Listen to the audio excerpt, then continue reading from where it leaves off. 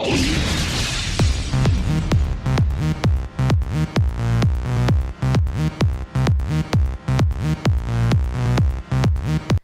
so what I thought I'd do first is take you through the bag that I use. It's absolutely huge, it's enormous, not even sure if it's in shot. But this is it's a brand new bag to myself. It's a Think Tank Airport Commute. It's huge, you can get so much in here, it's fantastic. I've not yet taken it out on a shoot, but the amount of stuff that you can fit in here is just ridiculous. I had an issue with my last bag, which was a low pro bag. It's a great bag, don't get me wrong, fantastic, but the problem that I had, I couldn't fit everything in, so I was taking sort of 2 and 3 bags with me at once, which wasn't great. So this is my new bag. I'll run through what I've got inside. Okay, so first of all, I shoot with Nikon. This is sort of the 3rd Nikon camera that I've had. It's a DSLR. It's a D750. I started with a Nikon D300 and then progressed up to a 7100. Both of those cameras are crop sensor, and this one's full frame. It's a fantastic camera, absolutely love it to bits. I've got 2 of these, mainly for weddings, a sort of backup camera, and I can use 2 lenses at once. But yeah, it's fantastic. The dynamic range is outstanding and I love it. In fact, I love it that much, I'll kiss it. Okay, so that's the camera. The main lens that I shoot with on a landscape shoot is this Tamron lens. Its focal length is 24-70 and it's a 2.8 lens. It's a great little lens, very, very sharp. It does weigh quite heavy. I have considered maybe getting a wider lens.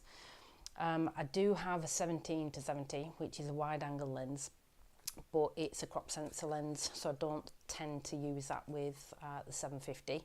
But yeah, that's my main lens that I use for landscapes, portraits, etc, etc. I've also got in here a Sigma 70-200, again f2.8. Again, very, very sharp lens, fantastic quality, again very heavy, but it does come with a tripod collar. I probably don't use this as much as I should for landscapes, to be fair. I tend to use this more at weddings, but I do carry it along with me just in case I can see a composition that this would be fantastic for, but probably 80% of what I do, I shoot with the 24-70. Okay, what else have I got in here? I've got a 50, this is a prime lens.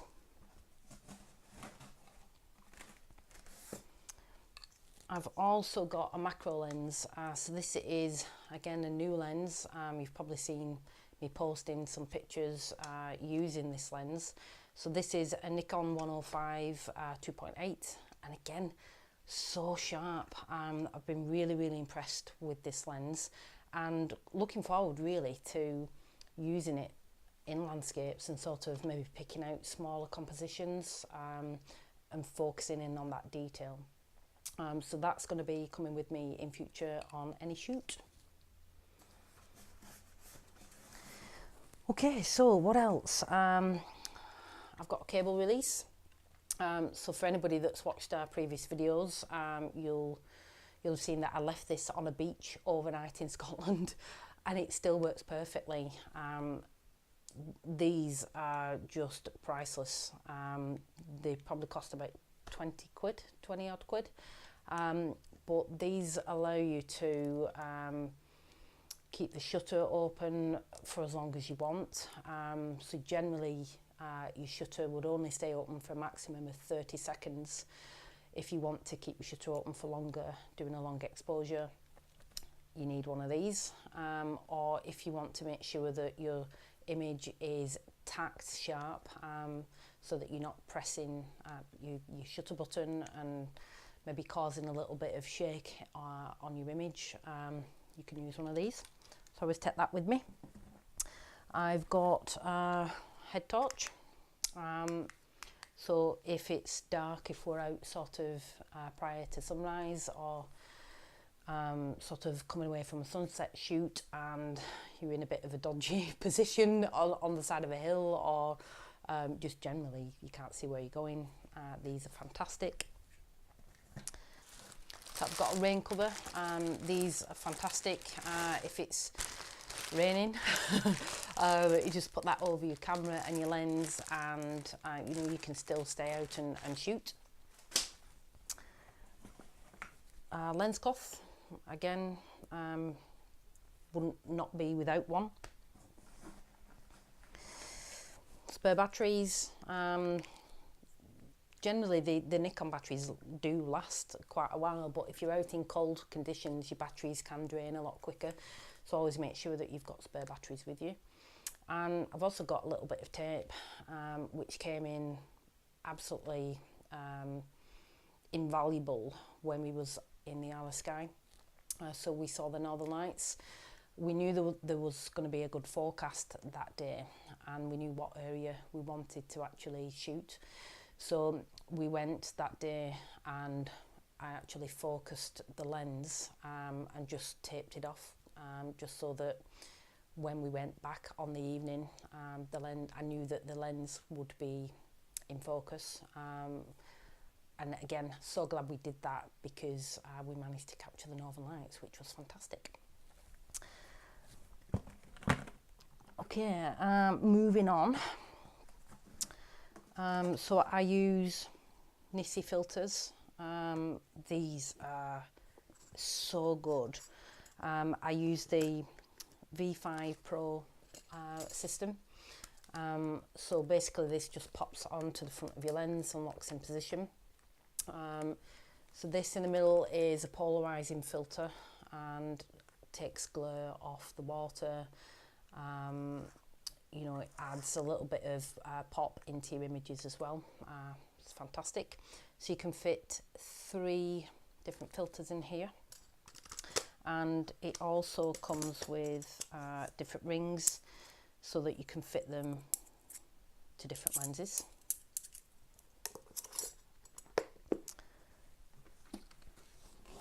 And these are the filters. So currently I've got a Nisi 6-stop.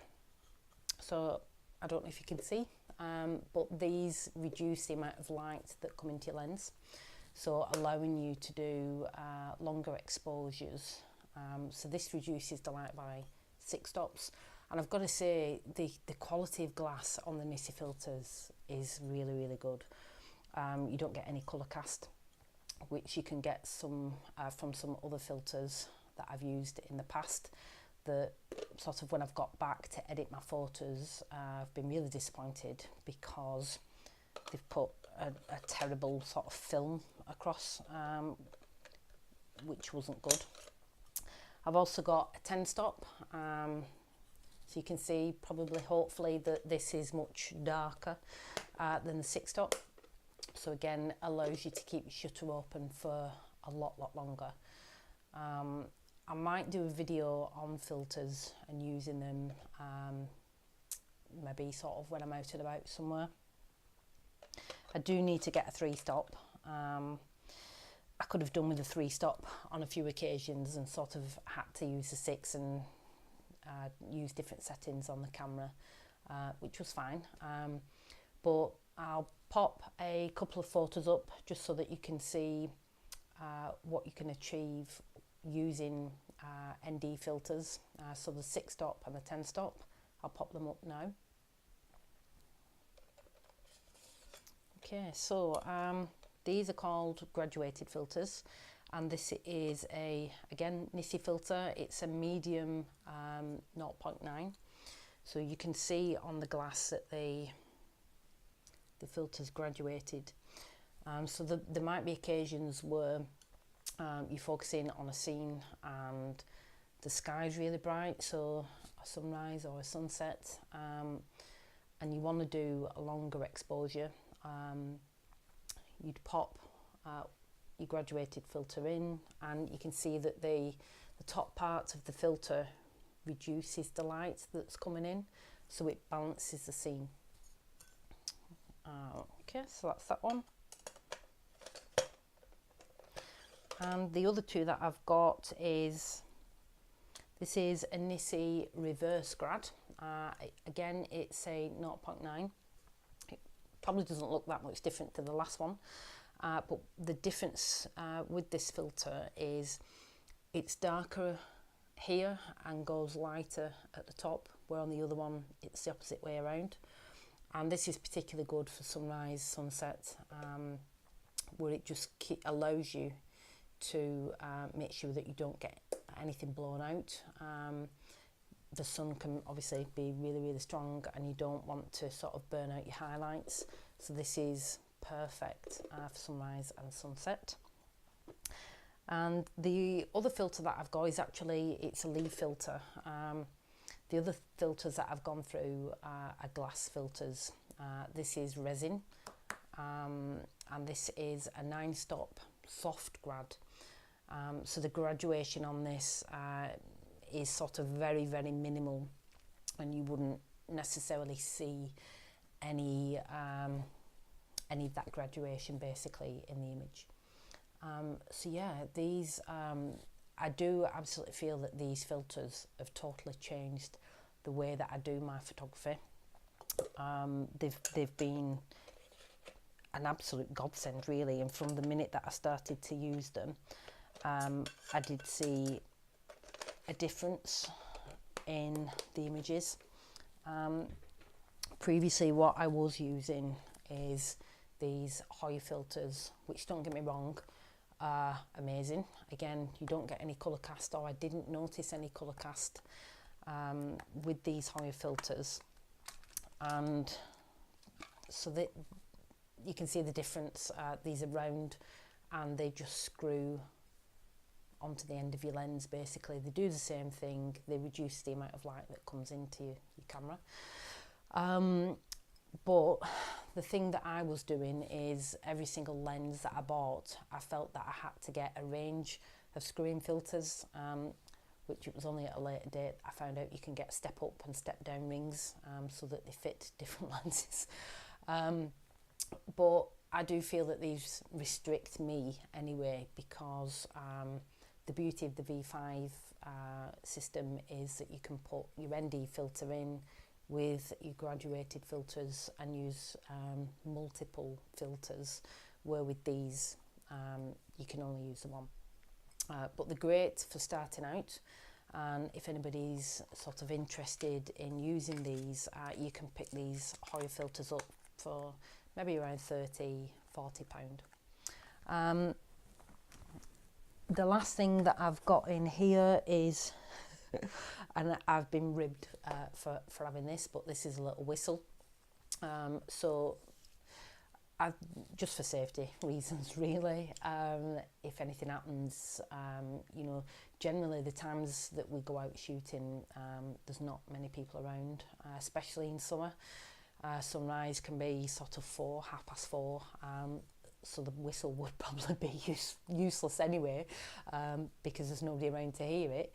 But I always have one with me just in case of emergency. If there's an accident, I've got a whistle. The other things I suppose that are accessories that I use that are not in my camera bag are the apps on my phone, and I have spoken about them a little bit in a previous video, but I use Photopills, my Tide Times. I also use the Lee Stopper Filters app, which is a great little tool for calculating how long you need to leave your shutter open, dependent on the settings on your camera and what filter you're using. So yeah, that's it really. I'll put a couple of images up, and hope you've enjoyed the video. If anybody has got any questions, any comments, or would like me to do a video on anything in particular that I've showed you today, what's in my camera bag, then give me a shout. Thanks for watching, and see you soon.